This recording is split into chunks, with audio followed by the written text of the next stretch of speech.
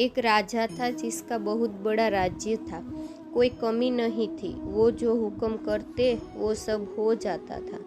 लेकिन वो राजा में एक आदत थी कि जो कोई थोड़ी सी भी गलती करता तो उसे 10 बड़े कुत्तों के सामने डालकर उसे नोचवाता था। राजा बड़ा ही गुस्से वाला था। राजा की इस आदत से सभी परेशान थी।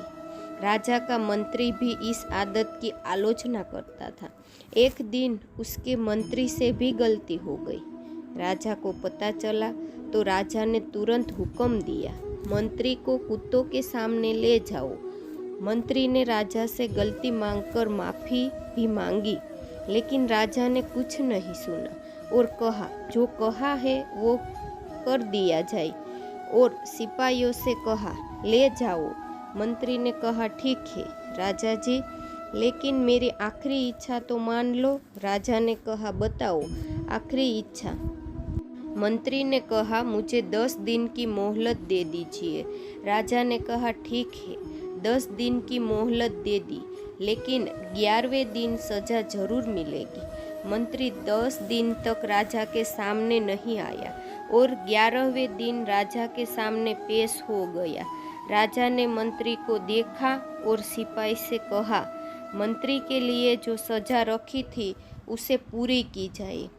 सिपाही मंत्री को कुत्तों के वाड़ों में ले गए और कुत्तों को खोला गया।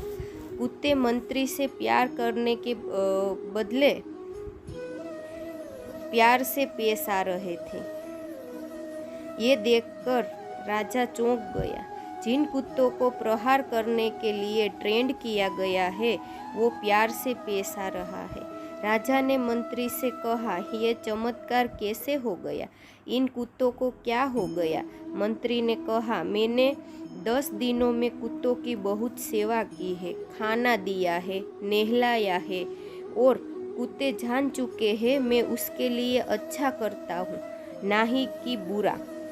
ये मुझ पर प्रहार नहीं करेंगे। मैंने आपकी इतने दिनों तक सेवा की है, लेकिन आपने मेरी एक गलती को माफ़ नहीं कर सके।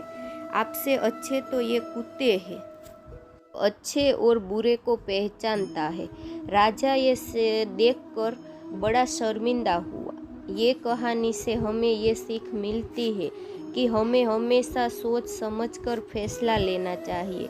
किसी की एक गलती को लेकर उसको जिंदगी भर के लिए सज़ा नहीं देनी चाहिए, बल्कि उसे माफ़ करने की हिम्मत रखनी चाहिए। कैसी लगी ये कहानी ज़रूर बताइएगा।